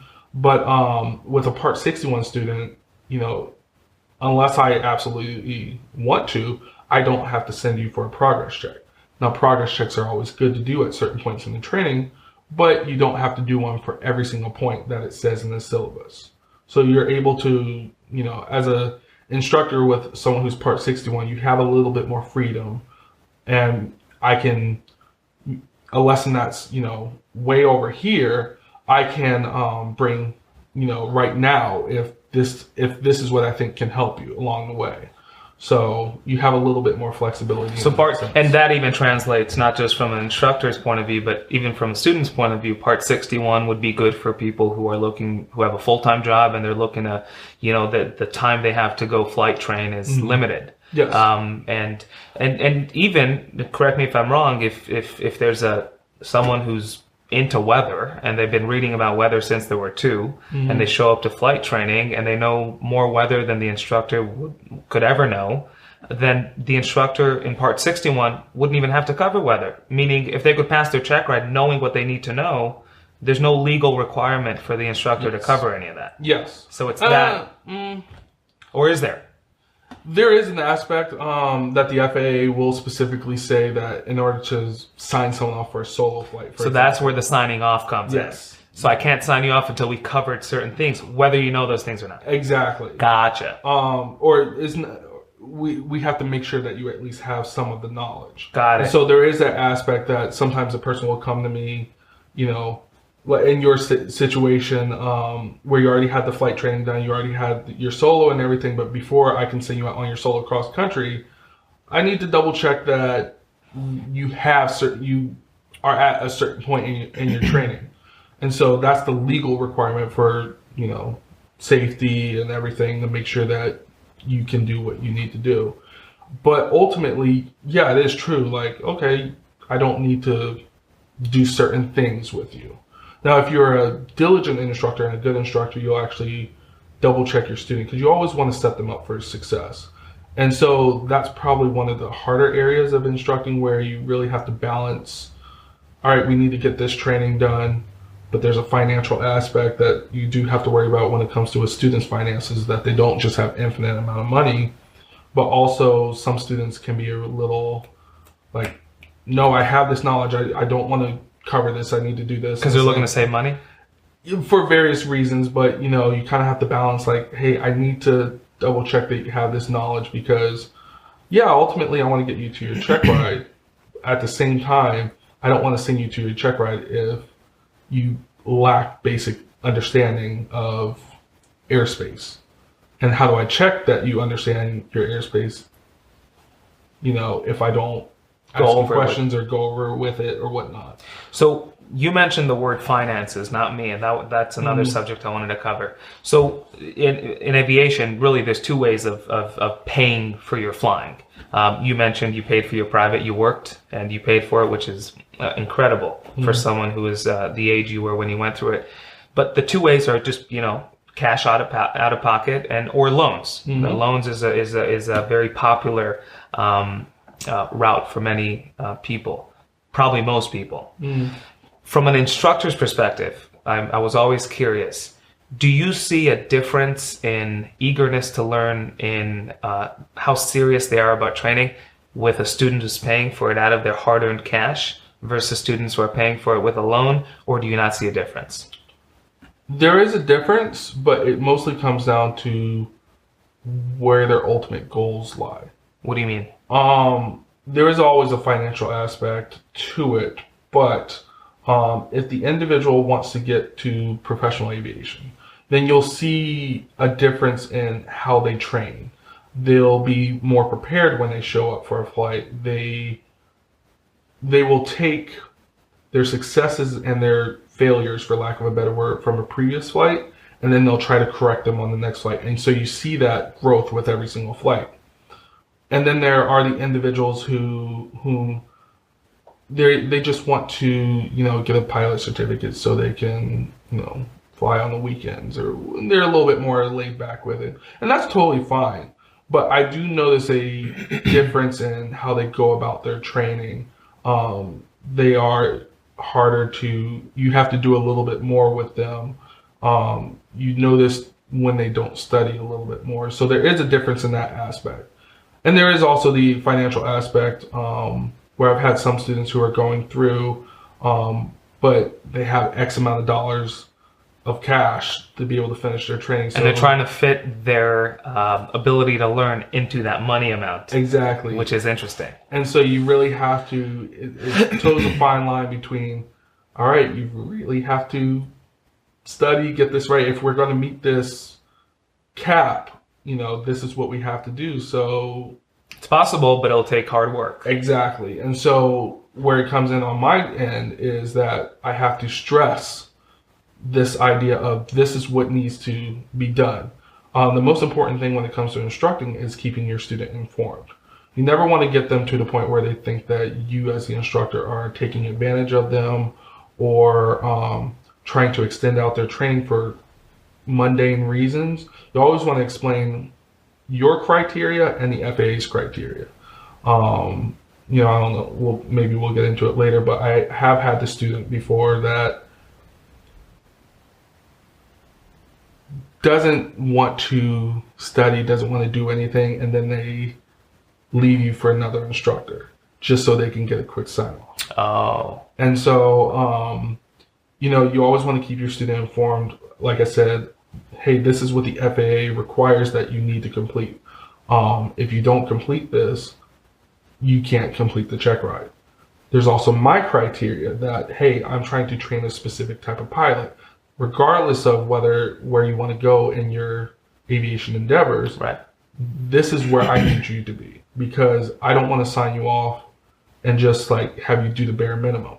I'm not going to have you go above and beyond unless you want to, but at the same time, I think there's a certain discipline that you have to have when it comes to flying an airplane, that if someone's just kind of like, with how they take on, flight training, then we're going to have a little bit of a harder time trying to get you to that point, because we all want to fly because we have a passion for flying. We right. enjoy flight, and we learn how to fly because we want to fly the airplane. But there is work we have to do. And so we want to make sure that we get that work done, and then we can have fun, And you did say that quite a few times during training with me. Mm-hmm. It's flying is also about having fun, and that should always also be there. Yes. It's not all that should be there, but it's also that. Let's talk a little bit about selecting a flight instructor, or finding out if someone is a fit, or because you've gone through a few yourself. You were a student more than you've been an instructor in your life. So if there's someone out there listening and saying, okay, there's flight schools to shop around for, there's flight instructors within the flight school to shop around for, how would, not to get too technical, but how would someone even approach this whole, I want to learn how to fly, how do I go about shopping around? Let's talk about flight schools too, and flight instructors, so someone might not be so overwhelmed from your perspective today. So start with the flight school portion. I've had this come up with myself, and I've had it come up with other students who kind of question, like, hey, should I stay with this school? Should I go to another school? What should I do? Look at the school's reputation. How well are they pushing out pilots from this school? But not only how well they push out pilots, but also the type of training that they're doing. And what I mean by that is that, there are some schools out there that are just pilot mills. Not saying anything bad against these schools, but they are pilot mills, so there is a level of training that you may get. I'm a person who believes in quality over quantity. Yeah, you may have 1,000 hours, but what's the quality of that 1,000 hours? So I look at the school in that sense of what type of quality training are you getting.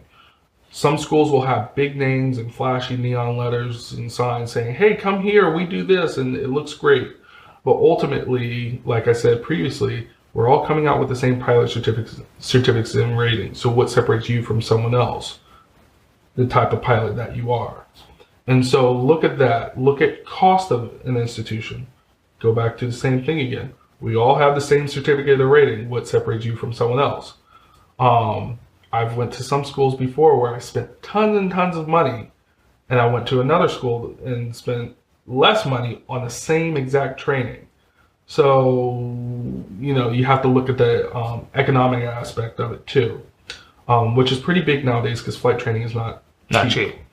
And then on top of that, ultimately think about where you want to get. Where's the end goal for everything? Are you just trying to get a flying degree? Do you want to go to the airlines? Do you want to go corporate? Do you want to do this? Do you want to do that? What is the end goal? And try to put yourself on a pathway to get there.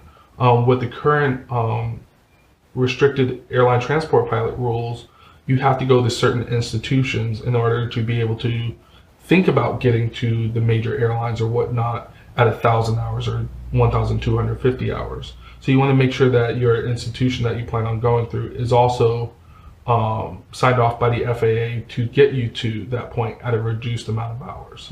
Otherwise, you're subject to the 1,500 hour rule. So there's a lot of things that go into choosing the flight school in that sense. So in a sense, what you're saying is many things to do with aviation has to determining your end goal and working backwards. Exactly. And that will oddly enough, determine your small decisions that you might make prior to ever stepping foot in an airplane. Exactly. Gotcha. Exactly. I remember thinking early on in my training, went back when I was 14, I need to go here, and I was thinking I need to do this, this, and this, and ultimately it will get me here. But through a little introspection and, getting older and maturity, I started realizing, oh, well, I want to get here, work backwards. What's something that I can do right now that will help me get into a nice pathway to that point? Because no pathway is just a straight line. Right. So I want to get to Alaska. All right, what are some things that I can do right now that can put me in a better position? With the least amount of pain, the least amount of money spent, what are some of those things? And so doing your research is important. Networking, getting to know people, because when you start to know more people in this industry, they'll have their own stories of how they got to where they were. And you'll realize, oh, that's very different than the pathway I thought. I met a lot of people who were just, farm boys, and somehow they went through the military or they did other stuff and they got to that point in their career, which is very different than how at the time I went about my career. And it's like, oh, I didn't realize I can go that pathway. And so, really do your research on those different ways to get to that ultimate end goal. I think if you have that in mind, then it'll help you with your decision making of how to get to that point. So let's talk about, you choose a flight school. Mm-hmm. You say, okay, it makes sense in terms of how far it is from my house. It might not be the closest one, but for various reasons, I'm willing to drive the extra 20 minutes. Yeah. You show up at a flight school, and every flight school has more than one instructor. Mm-hmm. How would a student go about, do you just take who the flight school assigns and hope they'll work? Or from your experience, what would... So, for the most part, every single flight school I've been to, and even my own instructors, I was usually given that instructor. I never really chose an instructor to a degree. You hope for the best when it comes to an instructor. Hopefully you get an instructor who really cares about your training, who's very, very knowledgeable about the subject matter. And when it comes talking about hope, this also starts with, you'll hope the flight school has let in their door flight instructors who care. Exactly. So it starts even before you show up. Exactly. And that's where doing your research, talking to people, networking. Sometimes if you talk with the institution well in advance, you can get an idea of their company or corporate culture. So it's fascinating how getting a good instructor has to do with the flight school research you do. Because if you find a school who lets only good people in the door, the chances of you showing up and being assigned a good instructor go up dramatically. Exactly.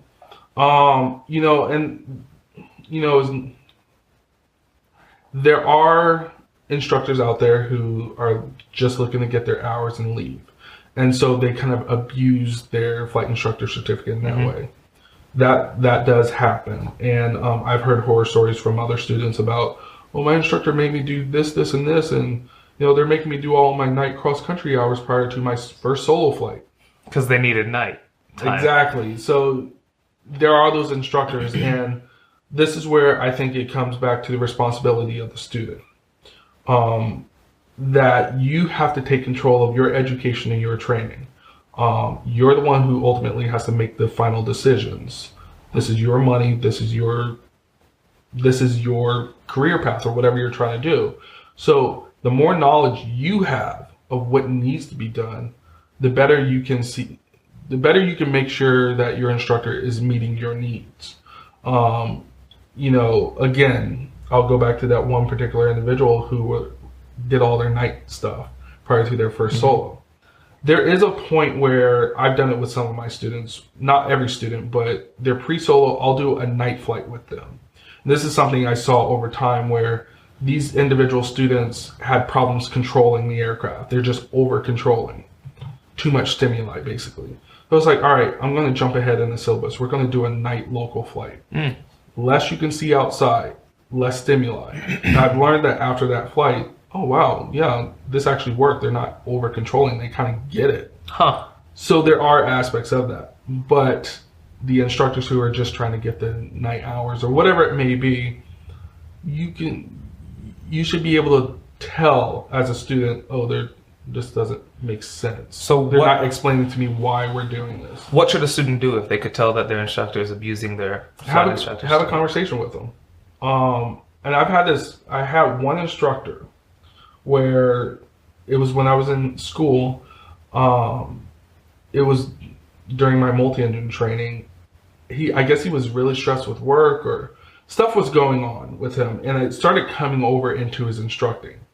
And it wasn't just me, it was every one of his students. And me being the older individual, I've been in the military, I've been in these positions before. A lot of my classmates would talk behind his back, like, oh, I'm having a problem with him and all this. But so it was known. It was known, but no one would ever address it with him. And so he's a good guy. If your instructor doesn't know the issues that you're having, how can they help you? And so I would say it's the responsibility of the student to take control of their training. And so for me, when this issue was coming up, went up to talked to my instructor, had to sit down with him and basically laid it out like, hey, this is what's going on in the training. This is how you are during the training. And I don't have the conversation in a, kind of pointed way or start an argument. It's just, hey, this is my education. This is what I ultimately want to do. I don't feel like you're meeting me where I need you to be, And so he really appreciated that conversation. And afterwards, at least between him and I, things changed for the better. And so if you notice that your instructor is not meeting your needs, have a conversation with them. And if after that nothing changes, then talk to the chief pilot of that flight school to potentially put you with a new instructor who can better meet your needs. And if the instructor is mature enough, then, hey, I hope you get what you need. And it's not awkward or anything because things... It shouldn't be. It should be, and these things do happen. And they do happen. Because not everyone fit for everyone. Exactly. Now, I did have one student, all my students have been great, but I did have one student who he had been with previous instructors. Was that me? No. Okay. He had been with previous instructors, and I believe he went to another flight school, and he had over 100 hours of training, but he hadn't soloed yet. And so it's like, okay, I can't speak for other instructors. I'm not going to judge anybody. Maybe he just hasn't gotten it or understood what's going on. Like, all right, let's try to fix this. Let's get you to this point.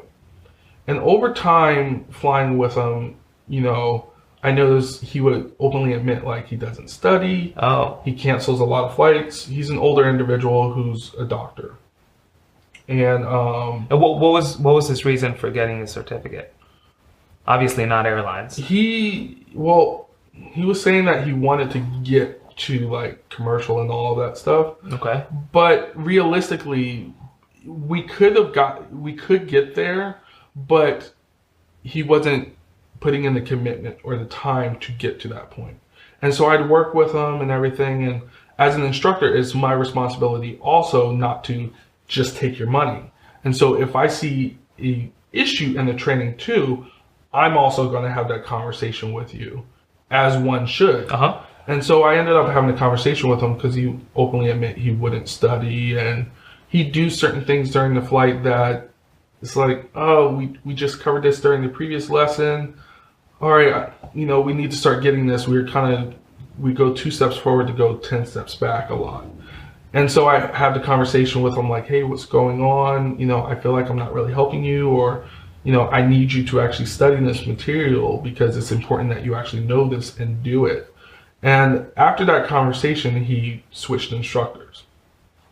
No hard feelings from me, right. Nothing like that. I didn't have a bad conversation with him, but there are some individuals out there who are just looking for a quick and easy. And you weren't the first instructor he switched, so he has a reputation of probably instructors telling him exactly what you told him, and then him switching. So it's a twofold too that, one, your instructor has a responsibility to you, but you also have a responsibility to yourself to make sure that you are also meeting your goals.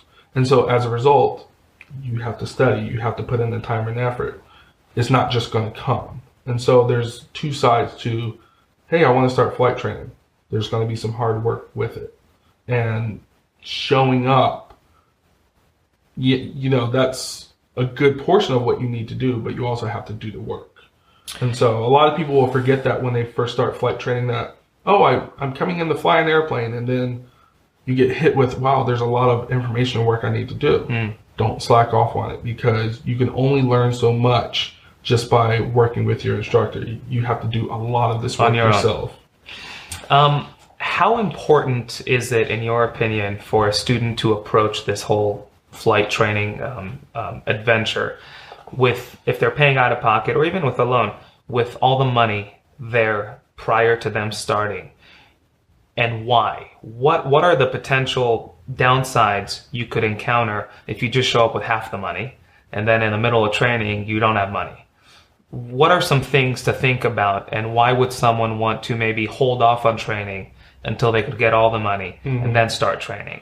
You know, I kind of fell into this category a little bit early on. Like I said, I was paying for a lot of this myself. Once I got out of the military, I had a good amount of money set aside, so I was able to finish it at that point. But prior to that, it was basically, you know, I have the $200 here. Let's do a flight. Even though it took a little while, you still went forward. Again, it goes back to, what's that end goal? Study hard. If you at least try to have those two things in mind, you ultimately get where you need to get, whether it takes 6 months, a year, 10 years, whatever it may be. Just keep going forward. And so for some individuals, yeah, it is good. Have the money, you know, that way you can just kind of have it there for flying and be able to get done within a given amount of time. But if you're an individual who doesn't have the finances, you know, FAA averages about $8,000 to $10,000 to finish the private. Depending what school you go to. Depending on what school you go to. And yeah, that goes into some schools are that when it comes to choosing the school, look at their prices, because they can vary. Exactly. But ultimately, if you don't have the $8,000 to $10,000 to start with, it doesn't matter.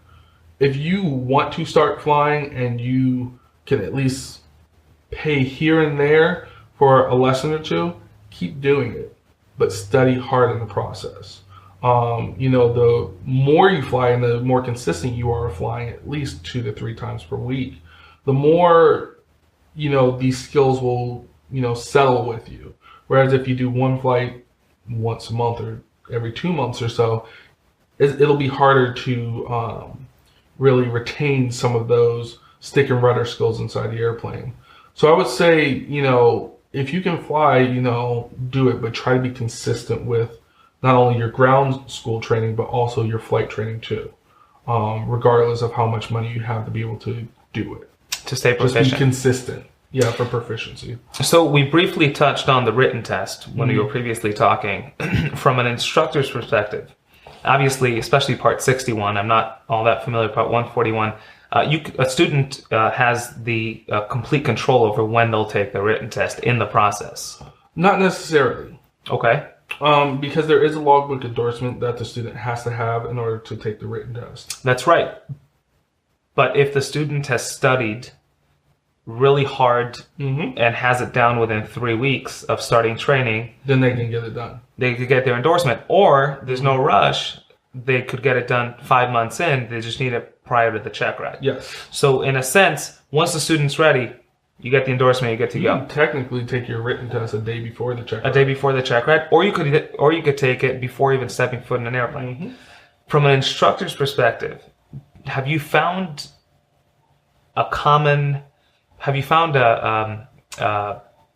that if students take it at a certain point in training, that they do better, versus what are the ups and downs of taking it early on? When do you think someone, talk a little bit about the written test? And so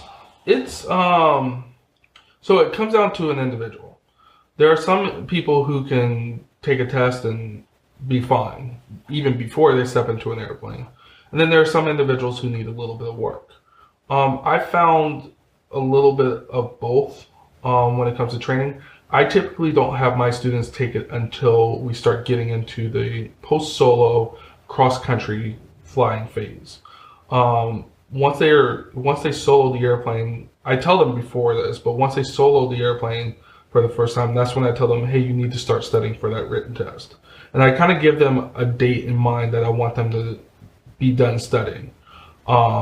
and start taking practice tests and figure out, and I tell them various ways that you can study for the written test because there's more than one. But, I tell them, hey, I want you to take several practice tests and get consistently above an 80%, if not higher, on these practice tests. Once you do that, then you're ready to take it. The reason why I have them take it post-solo within the cross-country phase, right before check right prep, because we've been in the aircraft enough that some of these questions that may pop up on the written test will make more sense. If you go at the written test cold turkey, some of the questions, especially nowadays with the way that the private pilot written is done, is based off of what you do in the airplane. Where's the steepest point and they turn around a point? Where's this? Where's that? And so if you've been in the airplane enough to see it, then when you take the written test or you do the practice test and you start to see these things come up in the airplane when you actually take it, you can see, oh, I don't even need to really look at this question too hard. It's that. I've done it. And it's not uncommon to watch a person take a written test and you see them inside there with their eyes closed, kind of, And what you're referring to is typically people take the written test in a room with a camera. Sometimes. Okay, because you can't cheat. Yeah. Okay. No, but I've seen it a lot with students. They tend to do best at that point. But also, and I'm guilty of this myself, we all procrastinate. Especially with the private pilot certificate. We're like, okay, I'm going through this. I have the knowledge. Everything's good. And then when you get to the written test portion and the check right prep, that's where it's like, oh, wow, I really need to study this. I haven't looked at this since the beginning. Right. And so, that's why I tell my students after the solo, initial solo, we're doing cross-country flying. We're not going to be doing slow flight. We're not going to be doing stalls. We're not going to be doing steep turns really as much because based off of the syllabus that we have and everything, we need to get done with that cross-country flying. So it'll be up to you to go out to the solo flights that you need to do anyway to practice a lot of these maneuvers. But also, once we cover systems, once we cover weather, once we cover airspace, once we cover all these things on the ground, I'm not really going to, me personally, I'm not really going to come back to it as a full lesson until we start doing check right prep. So it's up to you to continually study throughout the entire course of your training. And so a lot of people will tend to wait till the last minute. And so that's why I tell them after the solo, you have 3 weeks to, study, be prepared, because I want you to take your written then. Because if the student is consistent, they should have it, 2 to 3 times per week. We'll be done along with good weather, maintenance, all that. We'll typically be done with all the cross-country flights within about 2 to 3 weeks. And so that's when we start getting into check right prep, because right at that point, you should, relatively speaking, have most of your hours. And so I refuse to do check right prep with a person if they haven't done their written test yet. Because studying for 2 are completely different. There's a certain trick and game to taking a written test to the actual check ride.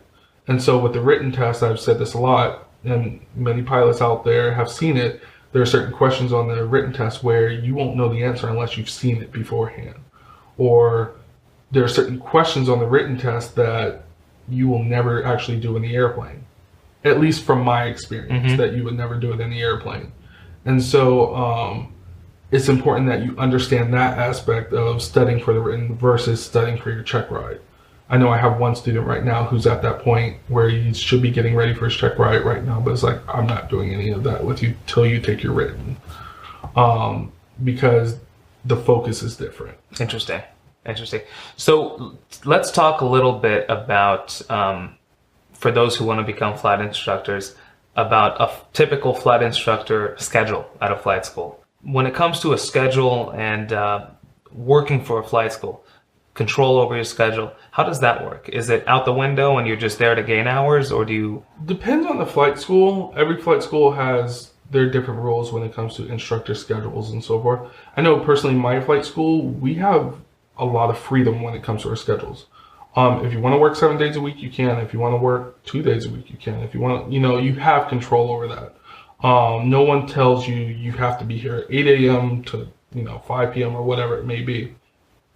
So when it comes to my schedule, if there's someone on my schedule, then that's my schedule for the day.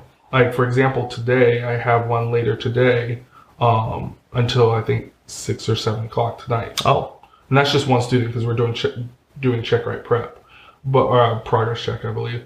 But you know, that is my schedule for today. Tomorrow I'm on from I think 9 in the morning till 5 at night. wow. And it changes every single day, but it's up to me to when I want to work. I think on Tuesday, I think I took the morning off, and then I don't start work till 12. So you have the freedom of how you want your schedule. Take time off. And The drawback to a degree, we don't get paid on salary.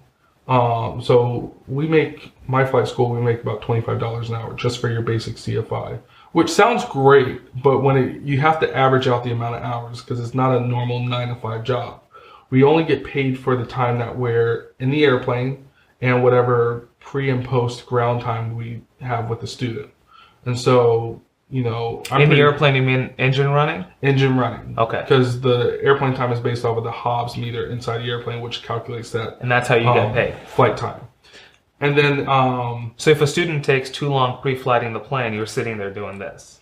Well, bluntly, okay, engine's running, I'm getting paid. But ultimately, you know, there are points where it's like, no, we need to speed this up. Because there are some flights where, you know, if the purpose isn't the pre-flight run-up or whatnot, it's like, all right, I know you know how to do this, so I'm going to very quickly do this so we can just get out to the practice area so we can start the lesson. So you get paid off of the flight time and then a little bit of time because you have to meet with your student before the flight and post-flight. So there's a little bit of time with that. I'm pretty generous with my time. I'll usually charge like a 0.2 or 0.3, which is I know that to be the case. Yeah, 12, 18 minutes or something total with a student. If a student has more questions over that time, then that's fine, whatever. That's what I'm here for. But that's how we get paid, based off of the flight time and ground time that we do with the student. And so, you know, if you only had, you know, I've had days where I've worked 13 hours in a day, but I only got paid for about 7 of it. And so that's typically how it happens. You know that yourself, I'm sure. As a flight attendant, you know, you show up to the airport an hour before your flight, but you're not technically getting paid until that door closes. Right. And I'm assuming having your end goal in mind helps. Yeah. Right? Because sure, you're there to make the $25 an hour, you're there to get your hours, but really what you're there for, you wouldn't be there if flying for the airlines wasn't a goal. Exactly. And so I'm assuming that would help. And side note to that, it goes back to what we were talking about before. If know that end goal and set yourself in such a way that you can get there as painlessly as possible. Now, there's going to be a little pain in a good way, but, you know, ultimately, you know, don't put yourself into financial holes. You know, give yourself a little wiggle room to be able to get to where you go. I have great family support system. I was in the military, so I have a certain economic security when it comes to some of the things that I do to allow me to make certain decisions that I've made. But not everyone has that opportunity to be able to do that. So again, everybody's story is going to be different. So figure out what that end goal is and figure out how you can get from here to there, like I said, as painlessly as possible. So in the name of wrapping things up, if you had to give student pilots out there who are considering flying, what's one thing you would tell them that you wish someone would tell you, or that someone did tell you and you found to be helpful and that you carried with you into what's something a flight instructor told you once, or something that if that might help someone who's thinking about learning how to fly? I know there's many things, but what do you hold to be God in your eyes? Study hard.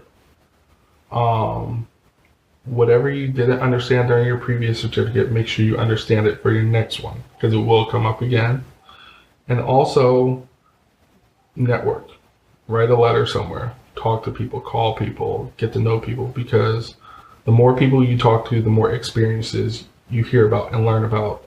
And ultimately, that can help you with your decision making to get to where that end goal that we've talked about before. I think with those things in mind, that should give you a good guidance of what to do and where to go, ultimately. There's so much to pick from, but I like those are good things. Malik, you have fun? Yeah. Hey, thanks Awesome. for coming on.